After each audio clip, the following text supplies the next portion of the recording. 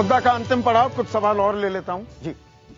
Sir मेरा सवाल है मीम अफजल सर से कि कांग्रेस पार्टी ने इन दोनों नेताओं का रेजिग्नेशन इसलिए मांगा है क्योंकि 2014 में इलेक्शंस आ रहे हैं। क्या इस चीज को ध्यान में रखते हुए मांगा कि हम एक अच्छे नेता हैं कांग्रेस के, या हमारी छवि अच्छी है, हम ऐसे काम बर्दाश्त नहीं करते जी?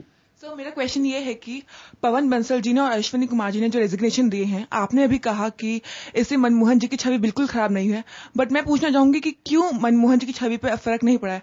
आफ्टर ऑल वो चीफ ऑफ द कैबिनेट हैं। वो सरकार के सरदार हैं, और सरकार में भ्रष्टाचार है तो उनके कुर्ते पर भी तो छींटे लगेंगे ना। मैं आपको एक दो उदाहरण देता हूं। हमारे यहाँ एक प्रेसिडेंट हुए अब्दुल कलाम साहब, उनकी जो छवि थी वो 1 साल या 2 साल या 4 साल में नहीं बनी थी, उन्होंने जिंदगी भर काम किया था।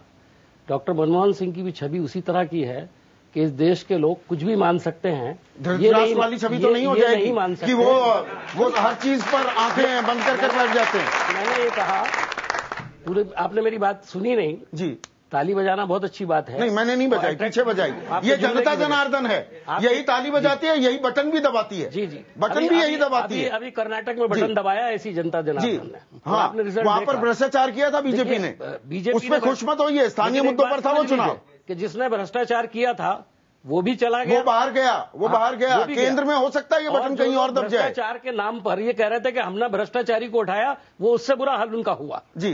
तो ये भी जनता जनार्दन का ही फैसला है। चलिए लेकिन विनोद जी, क्योंकि मेरे पास समय की कमी है, मैं माफी चाहूंगा बीच में काटा।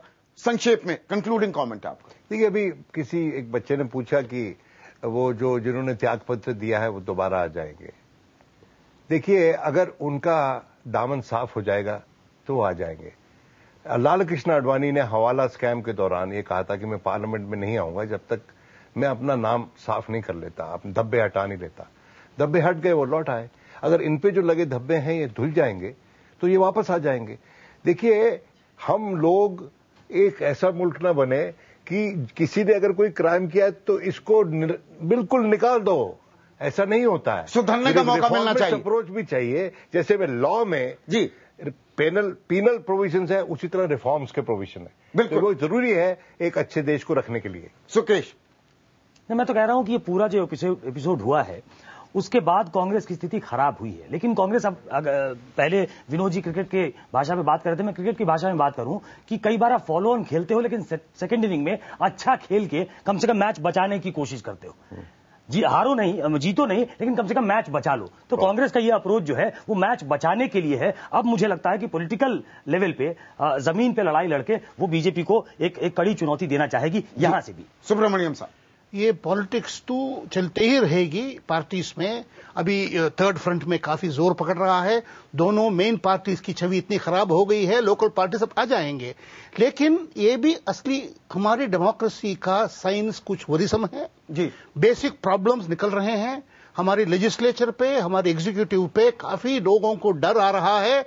तो अभी इस पॉइंट से आपका सीबीआई का, इंस्टीट्यूशंस वगैरह का इंप्रूवमेंट हुआ, वो हमारी देश की गेन है। इस मौका को हमें खोनी नहीं चाहिए। इस मौके को हमें खोना नहीं चाहिए, और इस मौके पर अपने गिरेबान में भी झांकना चाहिए। बड़ा आसान होता है, नेता भ्रष्ट है, नौकरशाह भ्रष्ट है, व्यवस्था ऐसी है।